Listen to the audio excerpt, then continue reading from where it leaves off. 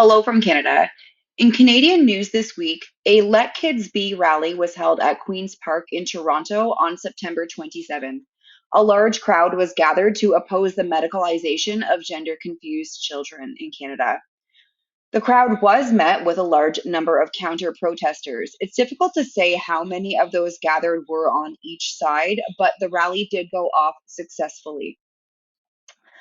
This weekend, I met with WDI Canada's provincial coordinators on Sunday, and we discussed the new Combating Hate Act, which is eerily similar to Bill C-63 or the Online Harms Act, which died when Trudeau stepped down as Prime Minister and Parliament was prorogued.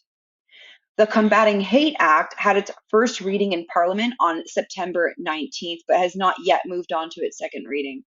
The bill, much like C-63, is full of incredibly vague language and threatens to impose steep punishments, including prison time, based on the feelings of some of the most unstable and vindictive citizens among us. For example, the bill will update the definition of hatred, focusing on the concepts of detestation and vilification.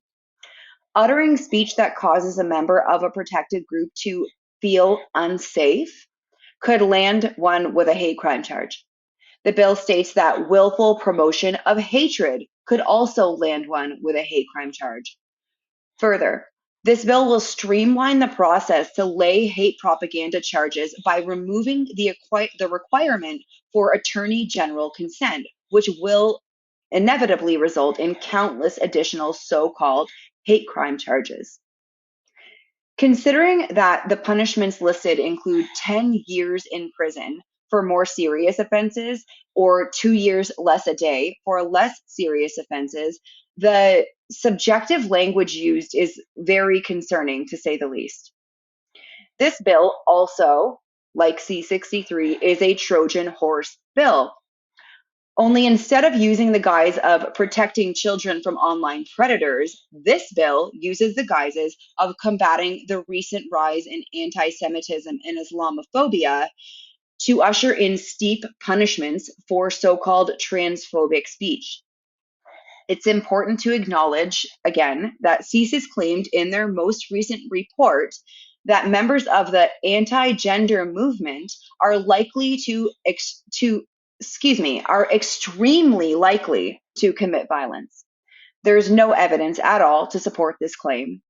Also, the Canadian Anti-Hate Network, who are heavily funded by the Canadian government, included COSBAR, Canadian Women's Sex-Based Rights, on a list of far-right hate groups. All of this considered, Canadians who publicly oppose gender ideology or those who simply believe in our freedom of speech should join our efforts to fight this bill. We will be writing letters to politicians over the next couple of weeks and reaching out to any allies that may be able to help us spread the message that this bill is a direct attack on our charter rights and must be fought. We encourage our members to write letters of their own, and we will be providing templates soon for those who wish to use them. Our BC coordinator, Nina, has also shared some letters that she wrote to her local government as well as the BC and federal governments that contain information that could be used by those who wish to write their MPs about women's sex-based rights violations in Canada more generally. Lastly, COSBAR's charter challenge against males in female prisons is ongoing, and they could use all of our support. If you are able to, please visit www.cosbar.ca to donate or share this information on your social media accounts. Incarcerated women are some of the most vulnerable people in our society, so it is crucial that we lend as much help as possible to help get these men out of women's prisons for good. And that's all I've got this week. Thank you.